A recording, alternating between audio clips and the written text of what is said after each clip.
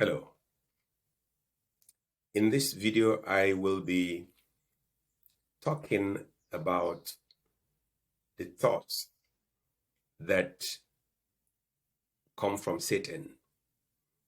This is because God is not the only one that has access to our minds. The devil also has access to our minds. And so he can instigate thoughts. But how do I know that this thought does not represent God so that I don't respond to it? I will be doing what I call the X-ray of Satan's thought. We are told that Satan is a master at deception, and one of his tools of operation is that he dresses his thoughts and interjects them in our minds, and he causes them to seem as if they are our own thoughts, rationally thinking about the situation. He did this in the Garden of Eden when he came and accused God to Eve and made Eve to believe that God did not have the best interests for her. And he didn't stop with Eve. It is a continuing method that he uses to separate man from walk with God. If he can accuse a man, if he can accuse God as being responsible for the things that are wrong with him, then he will succeed in causing division between God and man. And he does this. So this is what you must do when you hear a thought in your mind that slightly pokes a finger at God to cause doubt to arise in your mind. Immediately, you can be sure it's not God. I always would like to ask this question: what does this thought do to my relationship with God? Does it enhance my faith in him, or does it question? Does it call to question in the slightest way possible the faithfulness of God? You know, the devil is not going to come and tell you, oh, God cannot be trusted. No. He's smarter than that. But you see, he's going to take up your circumstances, your challenges, your difficulties, and then he will, through your difficulties, introduce his thoughts that will make you think that you are the one thinking, but it's not you. And then in your mind, you begin to think things that do not affirm what the scriptures say about God, that he is a good God, that he is a faithful God, that he is a just God, that he is a loving God, that he is a kind God. Any such thought that flips in your mind, no matter how rationally based they may be, because Satan is masterly at taking rational situations to sneak in and weaken our faith in God. So he dresses his thoughts in such ways that make them seem as if they are our own thoughts, but they don't belong to us. They don't originate from us. They are His. He doesn't do this only to cause conflict in our relationship with God, but He does that also to destroy our relationship with one another. And I found that this happens the most in the marriage field. And so Satan comes in what I call the radio Satan. And this is how he operates in his radio station. He gets you to listen. He whispers thoughts about how your wife looked at you this morning. You know, there was already an issue on ground. And then the devil comes in, sneaks in, and then he whispers to you a thought. And that thought will seem so reasonable. And you would think that you are the one thinking that look at how your wife just looked at you with so much disdain and disrespect. No, she's always looked at you like that before.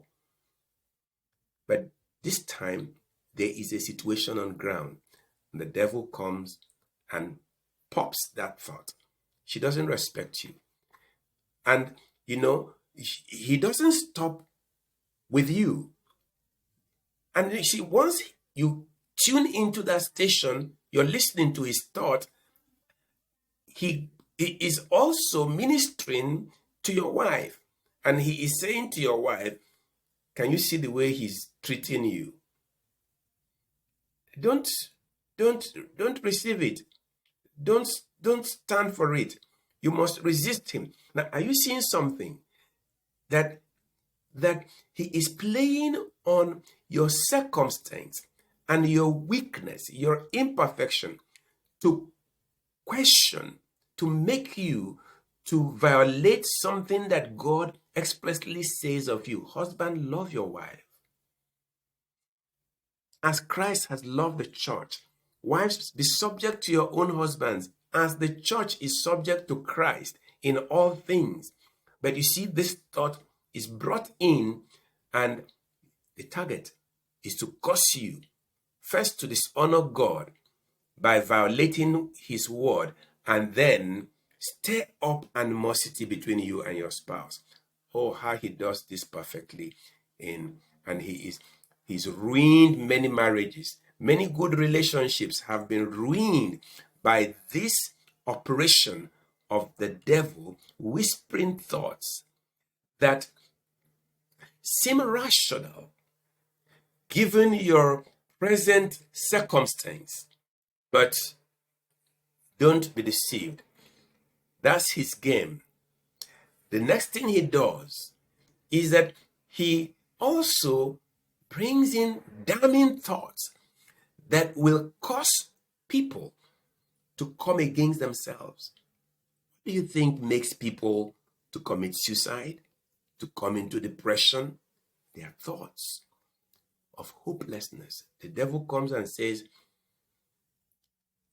everything is gone. God has failed you. Your husband is not there. Your children are not there. Your family is not there.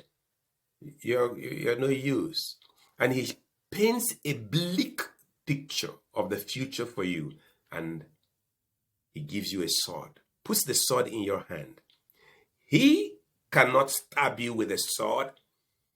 He puts the sword in your hand and tells you, kill yourself. And it seems so perfectly rational.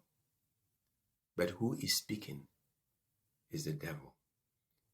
Once I traveled, I went to an African country. I went to a rural place, and it was a very tedious journey. Got into this place very late in the morning, very early in the morning, at about 1 a.m. thereabout.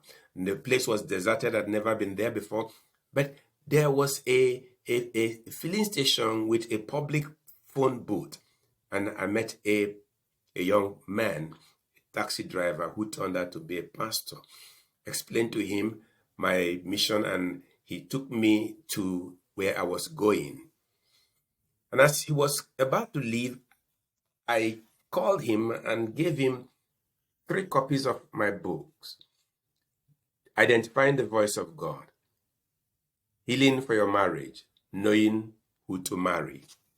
And he was thankful and left. Early in the morning, at about 6 a.m., there was a knock on my door. It was this young pastor. And he told me that when he met me, he went to speak to his mother to tell her bye-bye for the last time, because he had planned to kill himself by 3 a.m. in the morning. What was his problem? He had a thought in his mind, and that thought painted a bleak picture of the future. Darkness covered his future. There wasn't any ray of hope. And the devil told him, the good thing to do is kill yourself. And while he was waiting for 3 a.m., he took the different books: Healing for Your Marriage, I'll Die at 3 a.m., Knowing Who to Marry, That Doesn't Concern Me, Identifying the Voice of God.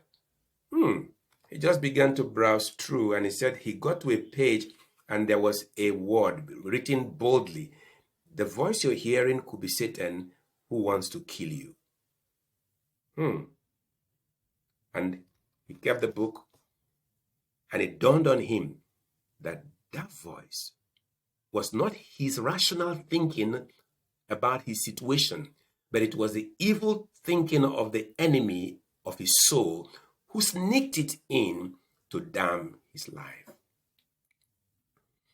And he destroyed, threw away the poison he had prepared, and began to thank God. So he came that morning to say thank you to me for giving him that book.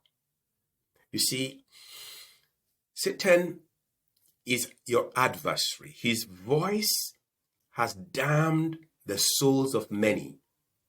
He never comes as Satan. He always comes as a friend that is concerned about your welfare.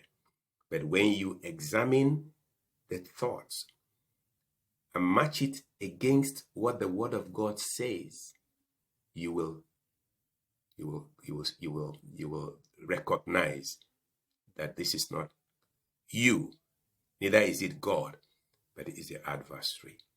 I pray that this ministers to you and that you will develop on this, and God bless you.